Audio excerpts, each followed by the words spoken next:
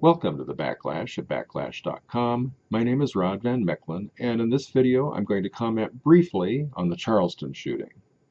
It was a great sadness, but the greater tragedy is that President Obama is using it to promote his agenda to disarm Americans and, with progressives on both the left and the right, which is to say the neocons on the right and the neolibs on the left, to foment a race war in this country that will give them the excuse they want to federalize the police. As I've mentioned in previous videos, and as I'll point out every time I talk about race, I grew up with racism. I'm a member of the Cowlitz Indian tribe. I was a target of white, mostly liberal racism as a child and youth. And later as a young adult, I found myself magically transformed into an evil white man. And I've been a target of black racism since then.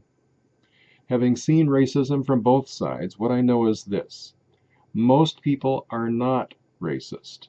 For the most part, America is not a racist nation. For the most part, our culture is not racist. For the most part, our society is not racist. For the most part, our institutions are not racist.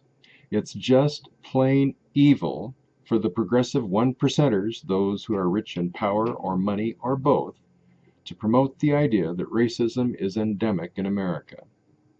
It takes less than 2 minutes on Google to find government statistics that more than 90% of all murdered blacks were killed by other blacks, and that most of the interracial violence in America is committed by blacks against whites.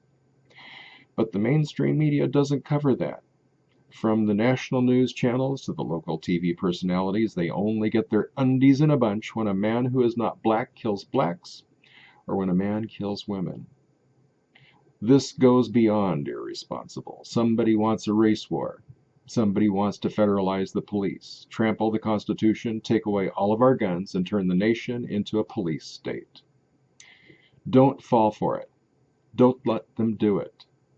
Do not let them incite you to violence. In the immortal words of Martin Luther King Jr., quote, "Darkness cannot drive out darkness. Only light can do that.